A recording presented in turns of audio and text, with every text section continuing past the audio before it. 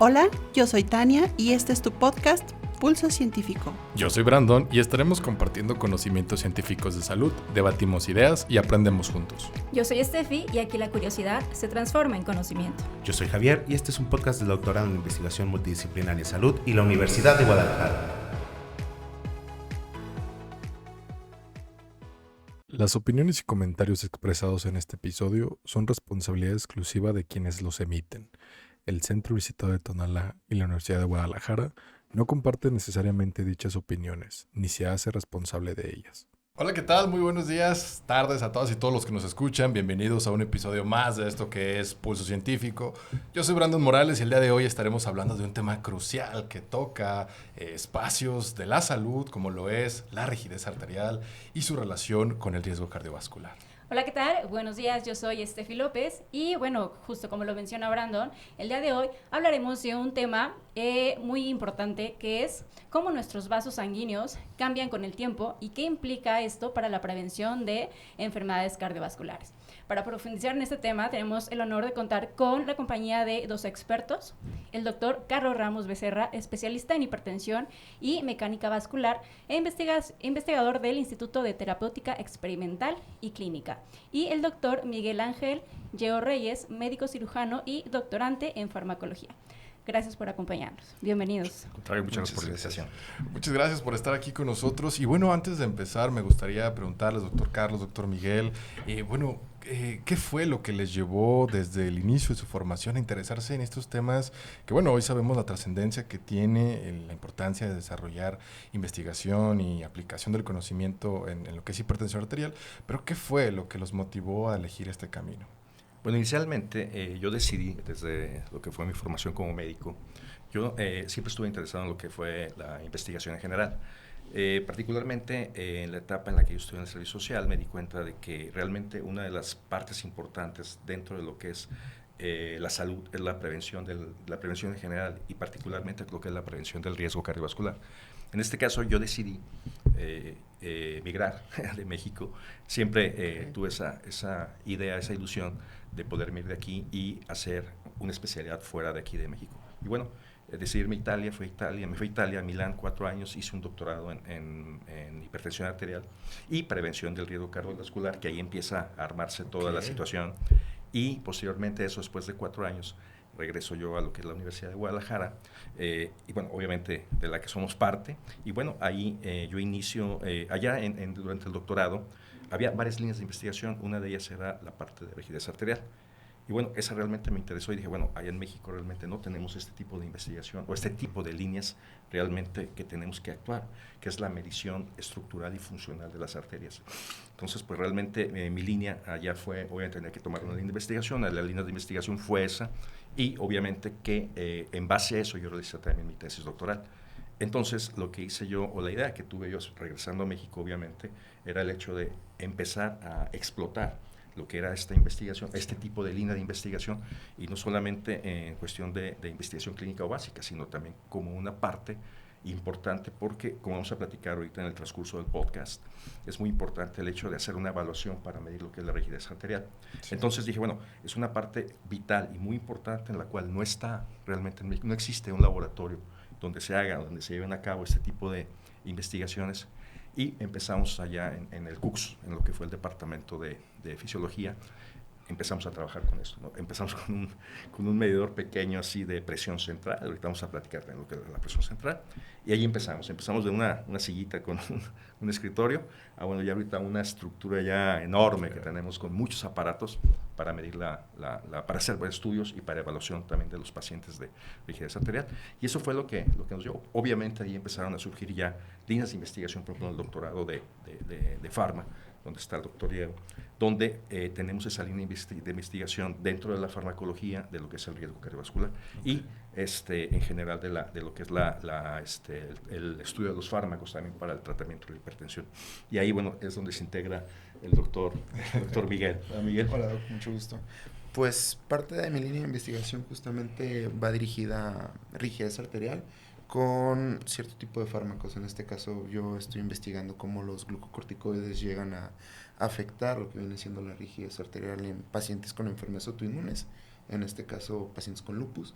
Y algo muy importante del laboratorio también es que me permite como tener más flexibilidad con los pacientes, porque por lo general toda la investigación conlleva cierto tipo de riesgos, y la investigación que se hace con mecánica vascular es relativamente pues fácil, rápida. Nosotros los llevamos al laboratorio y es un ambiente súper tranquilo donde los pacientes van, se relajan, les hacemos las mediciones, y incluso, no me va a dejar mentir el doctor, se llegan a dormir en un rato, que están tan a gusto, y nosotros podemos hacer investigación y nos dan datos que nos pueden llegar a dar características de cierto tipo de medicamentos y cómo estos llegan a afectar lo que viene siendo la función cardiovascular y la rigidez arterial. Qué interesante, sí. Y bueno, para empezar, muchos de nuestros oyentes han escuchado sobre qué es la rigidez arterial, pero ustedes nos podrían explicar qué es exactamente la rigidez arterial y cómo se define desde el punto de vista clínico, porque este concepto es tan relevante para la salud. Claro. Bueno, la rigidez arterial básicamente es el aumento de lo que es nuestras arterias. Obviamente son elásticas, tienen una cierta elasticidad. De acuerdo, cuando el corazón bombea la sangre, obviamente sale en lo que es hacia la circulación sanguínea, y lo que hace básicamente es que las arterias lo que hacen es como un tipo de colchón. Es decir, al momento de que sale la sangre del corazón, las arterias tienen una cierta, digamos, si aumenta ese tipo de rigidez, si se ponen duras en un momento dado, inicialmente son, digamos, elásticas, se genera una enfermedad que se llama arteriosclerosis, que es el endurecimiento de las arterias. Eso se debe a diferentes factores, principalmente la edad es un factor importante. Con la edad, obviamente que todos vamos llegando a lo que es este tipo de rigidez arterial, pero también lo que son los efectos, o en este caso los cuestiones agregadas, como es el tabaquismo, la obesidad, el alcoholismo, sobrepeso. Si hay, digamos, en un momento dado enfermedades agregadas, como lo es las enfermedades metabólicas, como puede ser la diabetes, también como es las enfermedades inflamatorias, como la artritis reumatoide, que en la población tenemos también muchos pacientes con artritis reumatoide, llevan a lo que es el aumento de esta rigidez arterial, de que las arterias se pongan, digamos, duras en este momento. Entonces, en el momento en el que late la sangre, la arteria se dilata, se hace hacia, digamos, se abre un poco para bajar lo que es la presión. En este caso, cuando están duras, la presión aumenta debido a esa rigidez, digamos que el flujo de la sangre es mayor, y ahí es cuando nosotros detectamos que hay un aumento en la presión arterial. Ahora, también el aumento de la presión arterial, cuando hay una presión elevada, también lleva a lo que es la rigidez arterial. Entonces, así como el huevo y la gallina, ¿no? O sea, ¿qué fue primero? Si la hipertensión lleva a lo que es la rigidez arterial, o la rigidez llega a la hipertensión. La verdad es que son las dos. ¿De acuerdo? Es una combinación realmente ahí. Pero eso es muy interesante, como decía el doctor Miguel, es muy interesante también tomar lo que es la rigidez arterial como estudio, porque realmente es una parte de la medicina y no es realmente una parte de la cardiología, sino que este tipo de área de investigación está relacionada con con inmunología, con pacientes que tienen problemas inmunológicos, pacientes que tienen también problemas neurológicos, inclusive psiquiatría, pacientes que tienen problemas de ansiedad, depresión. Está perfectamente ya detectado y documentado que estos pacientes llevan a lo que es un aumento en lo que es la rigidez arterial. Entonces, a grosso modo, ese aumento en la rigidez de la arteria nos va a llevar a una patología. Y lamentablemente, si no se controla a tiempo, pues nos puede llevar a un evento cerebral, una embolia, una trombosis, un problema cerebrovascular, o un infarto al corazón, o una insuficiencia renal, un problema en los riñoncitos, y eso pues nos puede generar la muerte, ¿de acuerdo? Entonces, por eso es muy importante el hecho de al paciente que es hipertenso, diabético, o que tenga en general o una enfermedad de tipo reumatológica, es muy importante el hecho de medir esa parte de lo que es la rigidez arterial. Okay.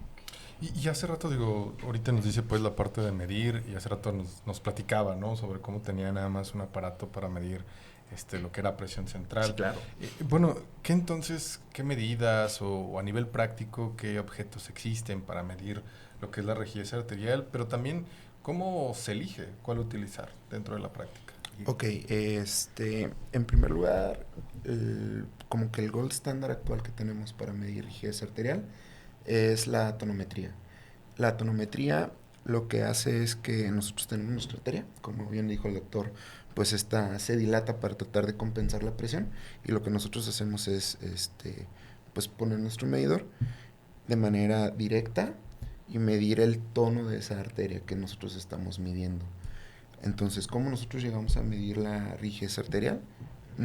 Mediante una prueba que el gold standard sería velocidad de pulso, carótido femoral. Nosotros, piensa como unas carreritas, nosotros tenemos que llegar de un punto A a un punto B y se mide en kilómetros por hora, metros sobre segundo, ¿sale? Entonces nosotros medimos desde el punto carotidio y desde el punto femoral, ¿sale? Nuestro punto de partida justamente sería el corazón. Sí. Entonces, nosotros al momento de hacer una velocidad de pulso, tomamos lo que viene siendo un electrocardiograma y medimos el momento exacto donde existe una sístole ventricular. Okay. La sangre sale inyectada y es como nuestro punto de partida, ¿sale?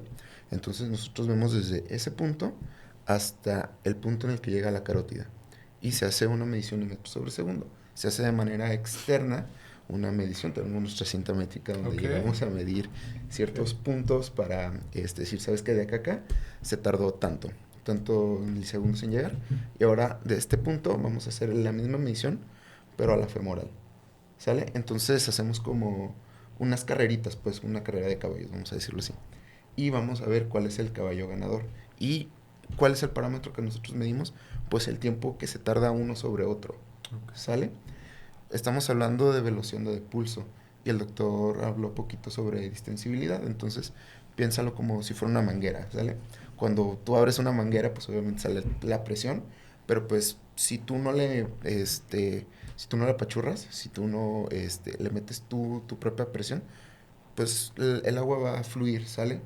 Pero en el momento en el que tú empiezas a tensionar esa manguera, la velocidad va a aumentar y al mismo tiempo esto nos va a generar que pues salga más rápido, sí, y con más potencia.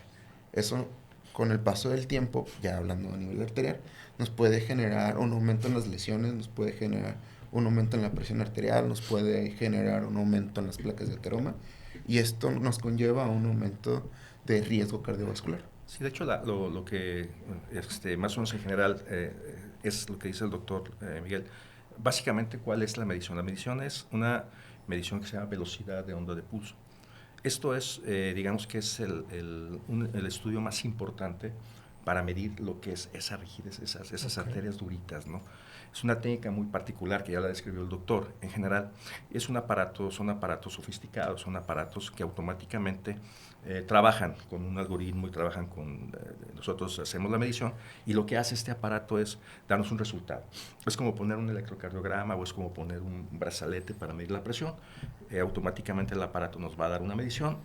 A grosso modo, cuando hay 10 metros por segundo, que el aparato nos dice, es como la presión, que tiene 120, cuando son 10 metros por segundo, sabemos que está un poco elevada, pero también hay que entender que cambia un poco en cuestión de la edad, ¿de acuerdo? Entonces, esa medición, obviamente, que se está elevando, nos está generando, o nos está diciendo que hay ya un riesgo en este caso, ¿de acuerdo? Es una medición muy particular, digamos, la hacemos ahí en el laboratorio. La otra también puede ser un ultrasonido, que es colocar lo que es un aparatito, una sonda acá para los ecocardiograma, un ultrasonido, donde se ve básicamente lo que es la arteria. Entonces nosotros podemos ver la arteria y la arteria nosotros podemos ver al momento que se está abriendo, distendiendo, ¿no? Cuando también la parte interna de esa arterita está engrosada, se le llama aumento de la íntima media. También nos está indicando que hay una rigidez. Entonces digamos que son las dos mediciones que las más importantes, digamos, que están más estudiadas también. Hay muchas más, pero son las que hacemos nosotros en nuestro laboratorio, donde nos indican que existe este aumento de la rigidez vascular en general. Ok, y bueno, se menciona ya mucho de la rigidez arterial, que es un marcador de daño vascular, ¿no? Claro. Pero podríamos profundizar un poquito más en esto, es decir, ¿qué nos indica sobre el estado de los vasos sanguíneos y por qué se considera un signo de alerta temprano para la salud cardiovascular? Sí, es muy importante ese punto en general. Como decía, nosotros tenemos dentro de la salud cardiovascular hay dos mecanismos importantes, el mecanismo de la hipertensión como tal, el mecanismo de la presión arterial, como de la rigidez arterial. Es muy importante el hecho porque eso nos va a indicar a largo plazo, o si nosotros podemos detectar a tiempo lo que es por eso muy importante el hecho de que se hagan mediciones de la presión arterial a los pacientes de cualquier edad, en cualquier momento, porque también es algo importante que tenemos que mencionar lo que es la hipertensión arterial. La hipertensión arterial, en general, al momento de medirla, obviamente, tiene que estar, normalmente se dice que tiene que estar en 120, 80, pero realmente no es así. O sea, hay cambios. La sangre, realmente, la presión como tal, tiene muchos cambios. No se mantiene latido a latido, la presión arterial cambia. Y también tiene que ver lo que es la altura, lo que es también el calor, el frío, etcétera. Si los vasos se dilatan, las arterias se dilatan, no se pueden contraer. Entonces, en este caso, nos puede generar lo que es cambios en lo que es la presión arterial en general. Cuando ya existe en un momento dado ya que los vasos sanguíneos están, en este caso, en una situación ya de rigidez arterial como tal, se presenta esto, pero también se puede presentar sin tener esa rigidez. Es decir, nosotros medimos lo que es la presión arterial en general, no nos damos cuenta de que de repente puede tener el paciente, por decir algo, aumento en esa rigidez, y si no la medimos no nos vamos a dar cuenta. ¿Qué pasa? De que aumenta lo que es el riesgo, digamos es un daño, se le da daño a órgano blanco, es decir, cuando ya existe en este caso un problema de ese tipo de rigidez, o también otra situación dentro de lo que es la hipertensión arterial, o dentro del estudio de lo que es la prevención cardiovascular, lo que es la hipertrofia ventricular, es un caso. Otro puede ser también en un momento que exista en el riñón, que ya existe algo que se llama microalbuminuria, que se está tirando ya proteínas por ahí. Ese también es un factor, un marcador agregado. Existe dentro de las líneas, hay guías del tratado, de cómo tratar, guías para el tratamiento de la hipertensión arterial, y ahí se nos indica, obviamente, dentro de lo que tiene que hacer uno a un paciente que tiene la presión elevada, es un elenco de varios exámenes. O sea, a un paciente no nada más hipertenso, no nada más es cuestión de medir la presión, sino que le tenemos que hacer varios estudios para poder complementar lo que es, en este caso, el estudio en general. Y la rigidez arterial está dentro de ese punto, se tiene que hacer esa medición. Igual, como comentamos hace rato, el aumento de la íntima media, también es importante el hecho de medirla. Es decir, un paciente que tiene hipertensión, pero que ya tiene uno de esas cuestiones, ya de esas etiologías, de ese daño ya orgánico, el riesgo aumenta. Ya es un paciente en riesgo que se tiene que tratar y se tiene que dar medicamento, obviamente, pero no solo un solo medicamento, sino para la hipertensión arterial ya tenemos que empezar hasta con 2 medicamentos o 3 medicamentos, porque la etiología de la hipertensión puede ser de diferentes fuentes, puede ser una cuestión de rigidez, puede ser una cuestión hemodinámica, etcétera. Entonces tenemos que atacar lo que es la hipertensión con varios medicamentos para poder disminuir y bajar ese riesgo. ¿Qué quiere decir esto? De que nosotros bajamos el riesgo del paciente y le damos la oportunidad, obviamente, de que regrese, de que esos vasos tienden a regresar, a disminuir la rigidez arterial, y obviamente que el pronóstico para el paciente es más favorable. Entonces, obviamente, eso aumentamos ejercicio, etcétera. Sí. Claro. Y bueno, entendiendo un poco pues estos mecanismos, digamos, fisiopatológicos de lo que es la lesión endotelial o de los vasos sanguíneos, el aumento en la resistencia y, perdón, pues la integración de toda esta afectación, como bien menciona, a nivel renal o a nivel pues de la misma distensibilidad, lo mencionaba, ¿no? El tratamiento pues ya se comienza a tratar, pero digamos, dentro del organismo, dentro del cuerpo, ¿qué es lo que se intenta atacar mediante estos fármacos? Es decir, ¿cómo afectamos o cómo intentamos disminuir la rigidez arterial? ¿Es posible? ¿Sí? ¿No? Sí, por supuesto, claro que es posible. No es algo que se haga rápidamente, digamos, no es que uno tome el fármaco y rápidamente se va modificando. Conforme nosotros empezamos a bajar lo que es la presión arterial, el vaso sanguíneo deja de sufrir tanto, o sea, la arteria deja de sufrir. Entonces, al momento de que ya no hay tanta compresión, la presión disminuye en lo que es la parte de la arteria, empieza a haber una recomposición de la arteria y disminuye lo que es la rigidez arterial, empieza a bajar junto con la presión arterial. Igual, en este caso, si nosotros también bajamos lo que es la rigidez, también como tal, lo contrario, también disminuye lo que es la presión arterial. Son mecanismos directos, hay que entender que en este caso es estructura y función. función de la arteria y la estructura. Funcionalmente disminuyen ciertas, digamos, a grosso modo, aumenta lo que es la elastina, disminuye un poco lo que es el colágeno, que es lo que nos lleva a ese endurecimiento. Entonces, en este caso, son mecanismos en los cuales el medicamento actúa para disminuir esa presión y disminuir esa carga de presión dentro de la arteria y hacer que la arteria no esté en esa etapa de rigidez. Tan estresada, ¿no? Por así decirlo. Estresada, sí, es el estrés, le llaman el estrés. Digo, en términos más, más específicos, sí, es el short stress y todo eso le llaman. Hay varios puntos, a veces es un poquito más complicado un poquito, claro, para hacer entender un poco eso, pero a grosso modo para que se pueda entender en general sí es cómo funciona, cómo es la situación en este rubro. Ok, y bueno, al principio ya más o menos nos mencionaron cómo es este proceso fisiopatológico, ¿no? Pero creo que a la audiencia le gustaría mucho escuchar en palabras un poquito no tan rimbombantes, no tan técnicas, cómo es que se lleva al endurecimiento de estas arterias, o sea, qué ocurre a nivel de vasos sanguíneos y el organismo, cómo es que sucede este fenómeno. Bueno, básicamente, en este caso, este endurecimiento en general puede ser por malos hábitos. Para ya bajar un poco en general, México es una población en la cual realmente los hábitos alimenticios pues son malos, ¿no? Desde que estamos pequeños.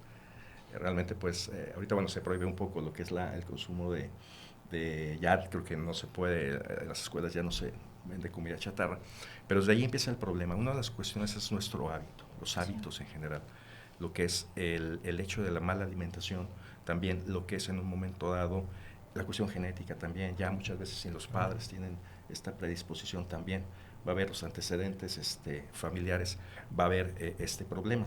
En general, también otro problema también puede ser lo que es la obesidad, ¿de acuerdo? El exceso en consumo de sal, el exceso en consumo de lo que es también el cigarro, del tabaquismo. Yo creo que una de las cuestiones más importantes es el tabaquismo, ¿no, Miguel?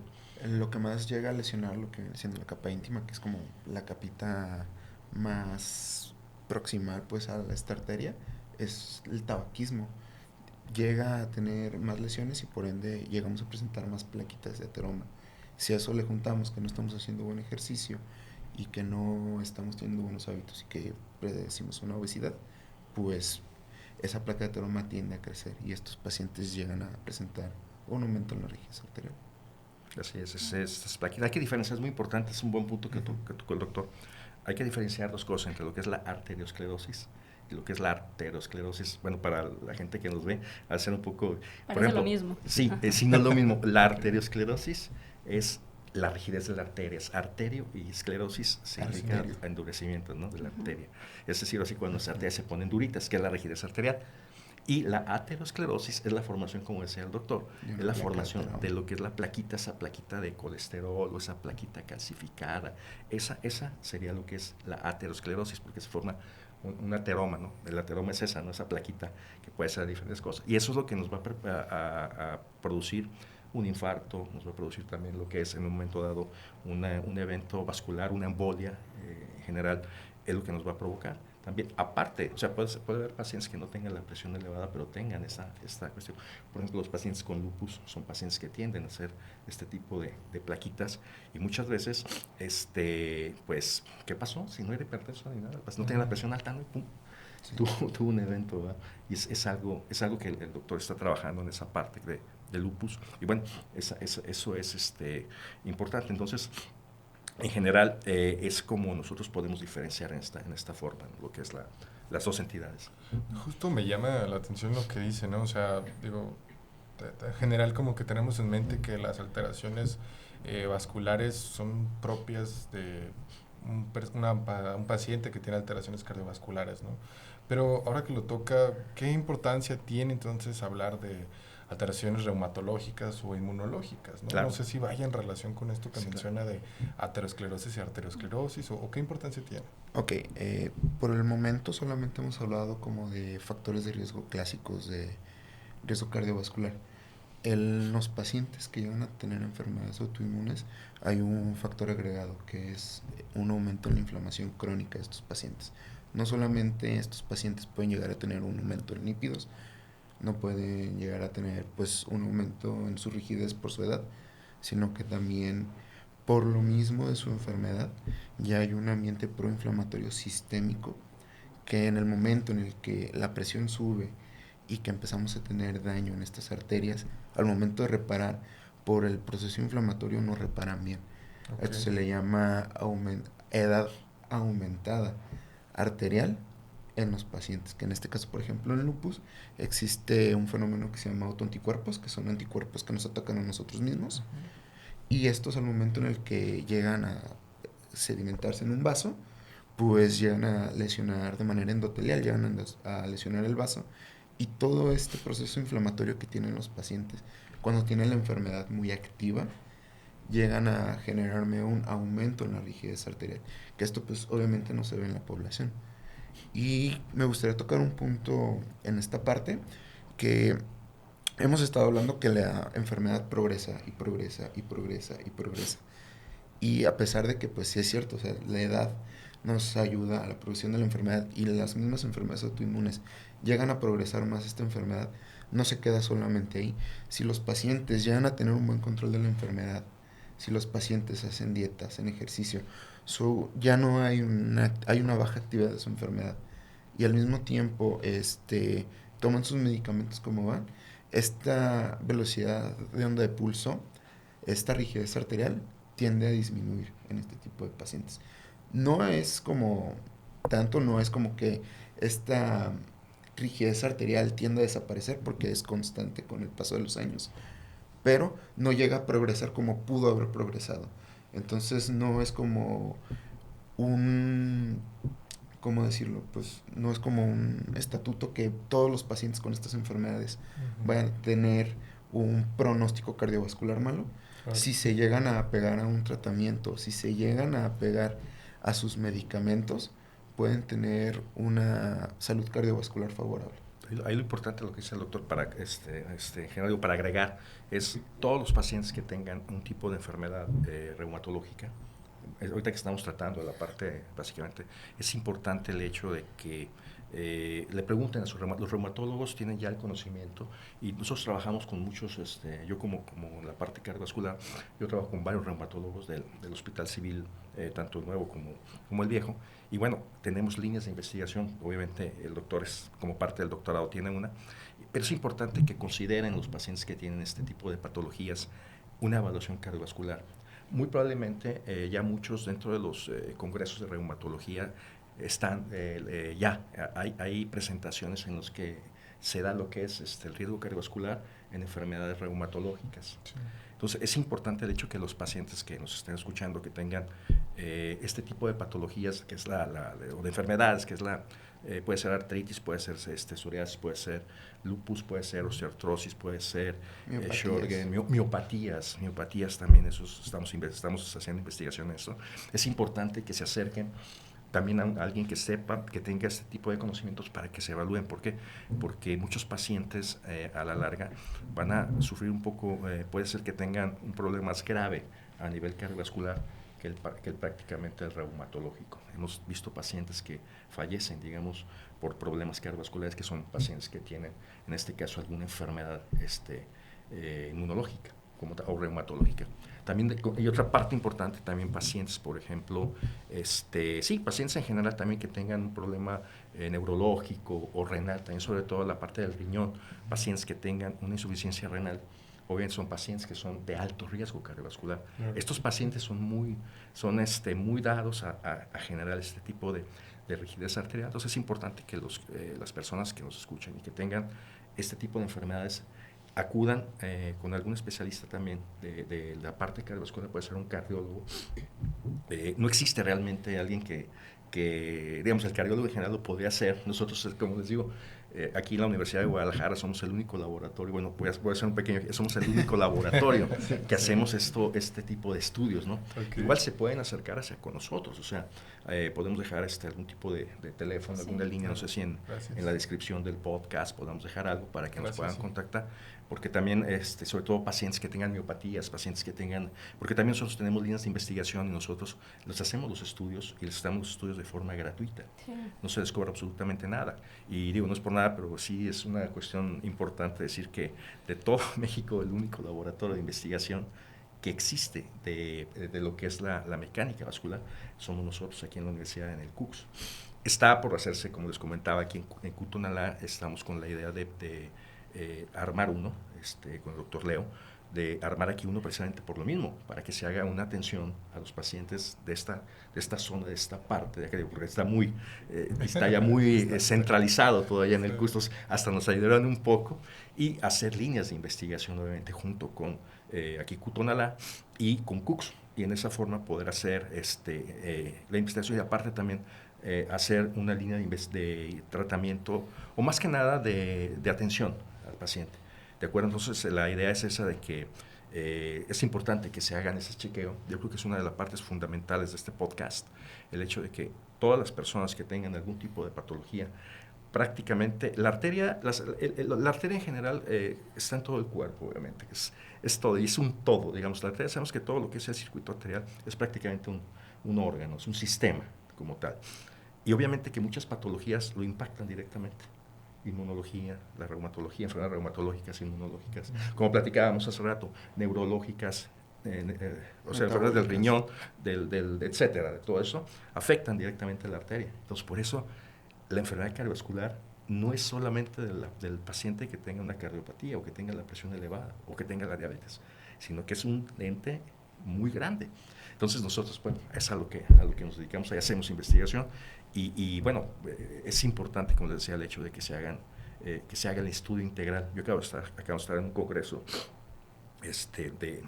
específicamente de todo lo que es rigidez arterial y se hace mucho énfasis. Allá prácticamente este tipo de estudios son estudios que se hacen como medir la presión, como tomar un electrocardiograma.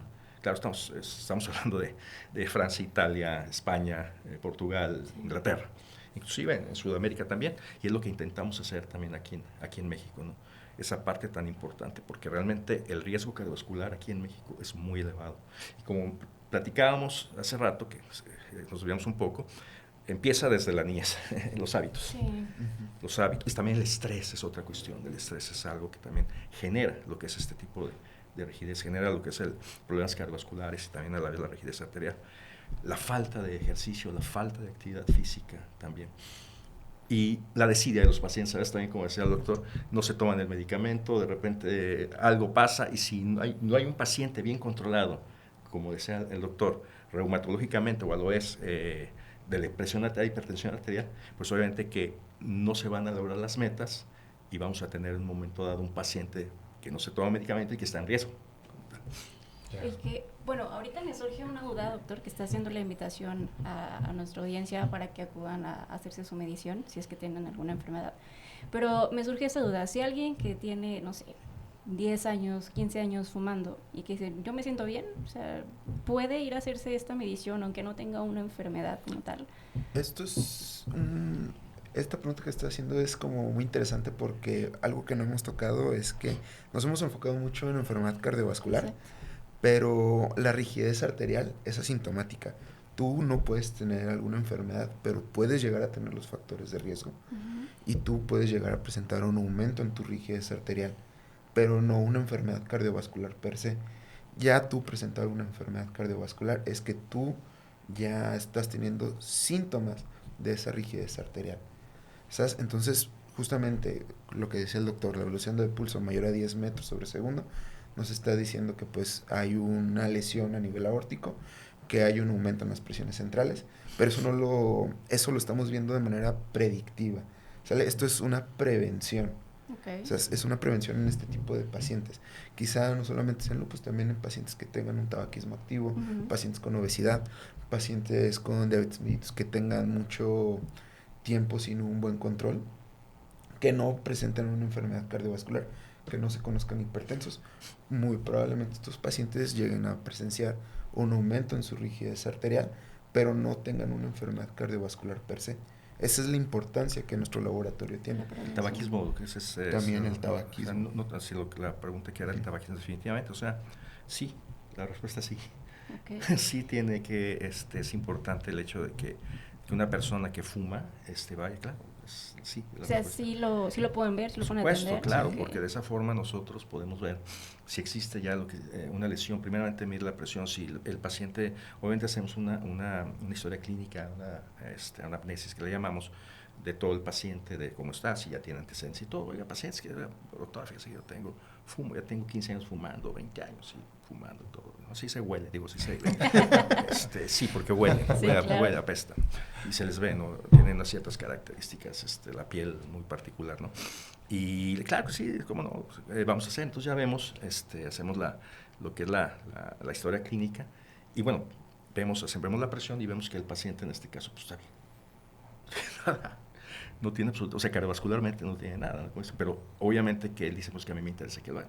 Pero al momento que le hacemos este estudio de la velocidad de pulso, del aumento de la rigidez, que es el bueno, el mejor, le damos gold standard, como dice, pero es que gold standard quiere decir como que es el bueno, el mero, el mejor, sí, el que está más, el que está más estudiado, que tiene más evidencia científica de que es el mejor.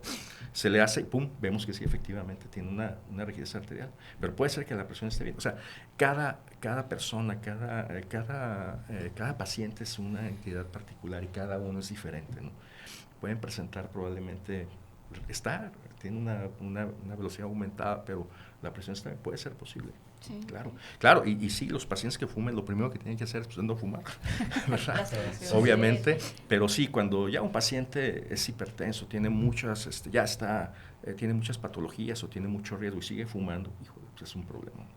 Digo, ahí sí, ¿qué haces, no? En un momento dado, ¿no? Yo me acuerdo cuando estaba haciendo mi doctorado en Italia, que prácticamente es muy diferente, ¿no? La forma de actuar del italiano al mexicano, ¿no? Y las cosas son así, ¿no? Entonces le decían, si usted sigue fumando, no se pare de nuevo aquí conmigo en el consultorio, porque estoy perdiendo mi tiempo. Claro. O si no baja de peso, si no hace esto, no. Y lo hacían. Aquí con las cuestiones, las correcciones políticas y todo, pues termina demandado el médico, sí, ¿no? Sí. Porque me dijo que no me va a ver y porque luego estamos llegando a esos puntos, ¿no? Sí. Pero sí era. Entonces es muy importante también la educación hacia los pacientes. Es realmente, hay libros así que hablan de lo que es rigidez arterial. Ahorita estamos tratando de peinar un poco, igual podemos hacer uno después, claro. Ya más específicamente, de hablar, por ejemplo, de algo básico que puede ser el tratamiento y cómo educar a un paciente. ¿Cómo se llama? De la presión arterial, por ejemplo. Cómo se debe, por ejemplo, para la gente que nos ve, es muy importante que sepan de entrada, cómo tomar la presión arterial. La presión arterial es algo muy importante que se tiene que tomar no una sola vez, porque si yo tomo la presión arterial una sola vez, pues obviamente que si la persona viene caminando, viene agitada, bueno, ya hay aquí un acutonal y todo se pone bien, ¿no? Porque todo es muy tranquilo, está muy a gusto, pero disminuye, digamos, en un momento dado, si yo tomo la presión, si tomo una fotografía de esa presión en ese momento, va a estar aumentada, porque la presión, como hemos platicado, es un mecanismo que tiende a compensar, obviamente, cuando se necesita, cuando hace un ejercicio, cuando de repente una estación de alerta, todo, la presión sube. Pero si la presión aumenta, obviamente yo la tomo en ese momento, pues va a estar. Es por eso que existe mucho sobrediagnóstico de personas con hipertensión arterial. Pero bueno, ese es un punto que me gustaría tratar posteriormente, específicamente lo que es hipertensión, que es una parte de todo lo que estamos hablando. Después podemos hablar algo ya específicamente de cuestiones reumatológicas, etcétera, porque es un libro esto, es enorme, es mucho lo que hay que hablar. Totalmente. Bueno, pues nos acercamos ya al cierre de lo que es el episodio y qué bueno que... porque lo estamos pasando a gusto. Qué bueno que... Está muy a gusto aquí. Que ya dio la pauta de continuar con otro, Eso yo me comprometo totalmente. Okay. No, y dentro de... Es importante también para hacer esa colaboración con otros miembros de allá, que no somos varios, somos un staff grande. Totalmente. Que dan otras ideas y todo para que la gente sepa y sobre todo la forma de educar y de que ellos entiendan de forma amigable. Estamos pensando también hacer algo de educación en pacientes diabéticos, cómo que deben de comer, qué tienen que hacer, o sea, tener una forma.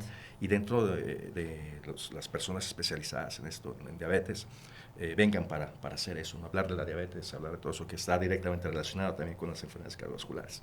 Entonces, es otra parte importante que nos gustaría hacer con ustedes y que nos invitan. Sí. Adelante. Pero tengan café, por favor. Es una propuesta que hemos tenido ya. De galletitas, ¿no? Que no sí, yo te dije, va a haber galletas. Y me dijiste que sí. Lo siento. Claro que sí. Dijiste, claro que voy.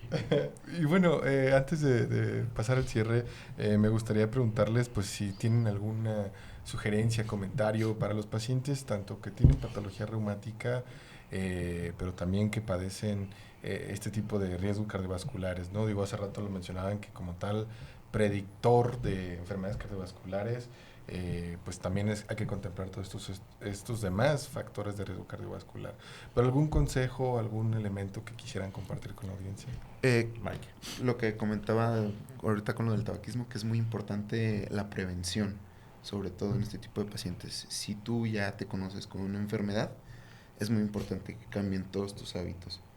Hacer ejercicio, dejar de fumar, cuidar muy bien tu alimentación, seguir tu buena dosificación de fármacos y sobre todo tener un tratamiento multidisciplinario, como dice el doctor, no solamente con el reumatólogo, también que te vea el cardiólogo, en este caso, para ver si puedes llegar a tener un evento cardiovascular, si eres diabético, si eres hipertenso, si tienes alguna otra enfermedad agregada, ir con estos especialistas y que entre ellos hagan un consenso para que justamente tengas un tratamiento adecuado individualmente para ti. Claro. Y sobre todo que pues continúes yendo a tus citas médicas, que no hagas esa desidia y que justamente estas enfermedades se ven ya tarde, ya cuando la enfermedad está avanzada, ya cuando hay un daño, pero si ya la tenemos controlada, tratar de tener como una conciencia de prevención en estos pacientes para que no vuelva a ocurrir esto. ¿Sale? Y básicamente, digamos, inicialmente dentro de los hábitos es importante lo que dice el doc. Modificación a los hábitos es muy importante. Como decíamos, desde los niños, desde nuestra población mexicana es una de las más obesas, es el consumo de comida en alta cantidad de grasas, en alta cantidad de azúcar, los refrescos, etcétera, pues es lo de todo el tiempo, ¿no? Entonces es importante el hecho para evitar eso y sobre todo si hay antecedentes, digamos, de personas que tengan la mamá, la abuela, que hayan tenido algún pariente que haya tenido que haya muerto por alguna cuestión, un infarto o algo, que es checarlo, ¿no? Que se acerque, pero sobre todo el hecho de mantenerse, estar activo y lo que menciona, o sea, una de las cosas es el tabaquismo. Se pasa hasta un podcast hablando por el tabaquismo y todo lo que son los riesgos que tiene. Sí. Y obviamente evitar todo eso el estrés, también bajar el estrés, eso es también muy importante. Pero la población en general sí es importante el hecho de hacer alguna modificación en esos hábitos. Okay, bueno, el estilo de vida totalmente. Claro.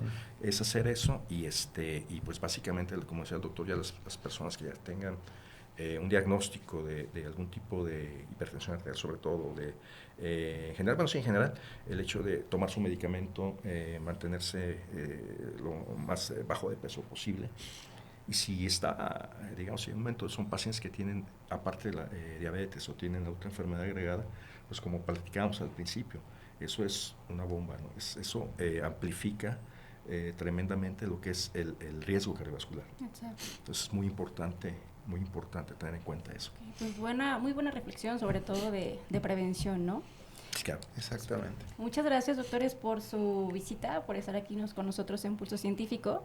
Y bueno, esperamos que no sea la única ocasión. Ya ahorita nos estamos poniendo de acuerdo para que en enero hagan su próxima visita con otro tema, ¿verdad? Sí, vamos a traer rosca. Sí, rosca de Reyes bueno, y cafecito. Ya está filmado. Ya ponemos nosotros, ya que hacemos, ya traemos nosotros, ¿no? Total. Y el cafecito también. Ya quedamos. Okay. Rellena.